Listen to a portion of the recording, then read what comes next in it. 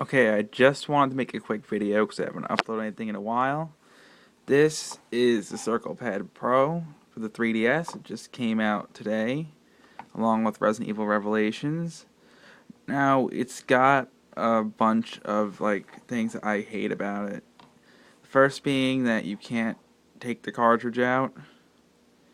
That kind of bugs me, or you can't charge it while it's on this thing unless you use the regular plug and not the base, which is kind of lame.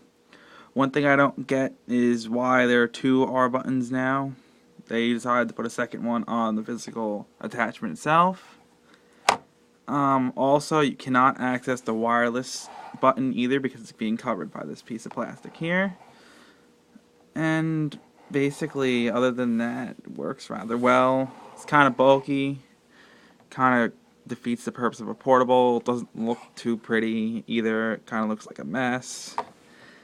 And the second analog stick feels really nice, but when you're talking about with the original one, this one's probably kind of worn by now and it feels weird. The triggers have a nice gun feel to them. And another thing that's annoying is when you put it in a game, you have to reattach the accessory, meaning in game you have to set it up to play with it, and especially in Resident Evil, it's kind of annoying.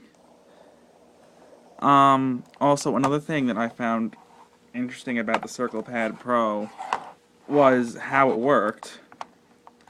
There's nothing really connecting the two devices. The DS is just sitting in this cradle. And you know that little wireless strip that's usually on the top of the console here? Well, it's now touching another one that's on this, and it sends the signal to it wirelessly, which I found pretty interesting. So yeah, that's the Circle Pad Pro. It adds a little weight to your 3DS. It's kind of bulky. It has a few faults, but it gets the job done. It adds a second analog stick.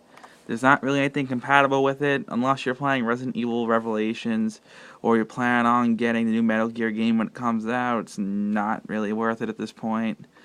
I also heard it's going to be compatible with Kid Icarus, but I really don't see a point in that either because it's not really that big of an attachment for that. But yeah, if you have Revelations and you have an extra $20 to spend on this, I'd say get it. The game plays a lot better with this than if you were just to have the standard control settings.